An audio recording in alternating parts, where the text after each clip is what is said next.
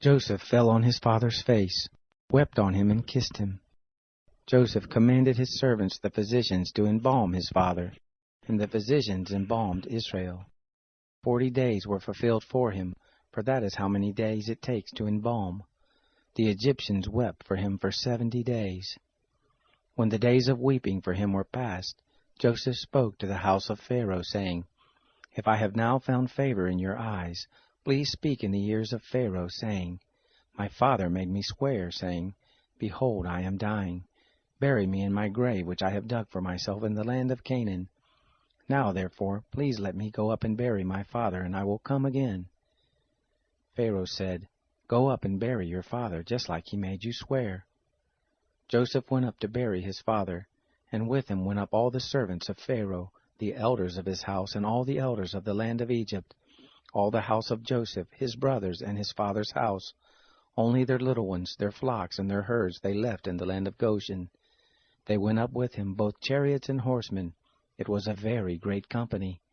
They came to the threshing floor of Atad, which is beyond the Jordan, and there they lamented with a very great and sore lamentation. He mourned for his father 7 days.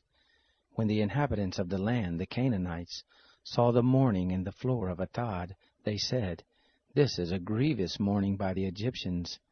Therefore the name of it was called Abel Mizraim, which is beyond the Jordan.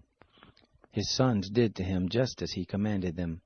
For his sons carried him into the land of Canaan, and buried him in the cave of the field of Machpelah, which Abraham bought with the field, for a possession of a burying place, from Ephron the Hittite, before Mamre.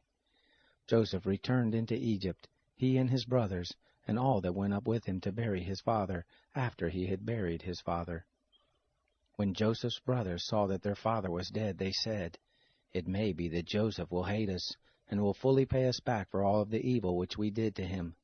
They sent a message to Joseph, saying, Your father commanded before he died, saying, So you shall tell Joseph, Please now forgive the disobedience of your brothers and their sin, because they did evil to you. Now please forgive the disobedience of the servants of the God of your father. Joseph wept when they spoke to him. His brothers also went and fell down before his face, and they said, Behold, we are your servants. Joseph said to them, Don't be afraid, for am I in the place of God? As for you, you meant evil against me, but God meant it for good, to bring to pass, as it is this day, to save many people alive. Now therefore don't be afraid. I will nourish you and your little ones. He comforted them and spoke kindly to them. Joseph lived in Egypt, he and his father's house. Joseph lived 110 years. Joseph saw Ephraim's children to the 3rd generation. The children also of Machir, the son of Manasseh, were born on Joseph's knees.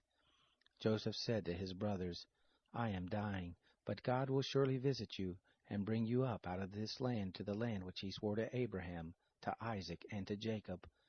Joseph took an oath of the children of Israel, saying, God will surely visit you, and you shall carry up my bones from here.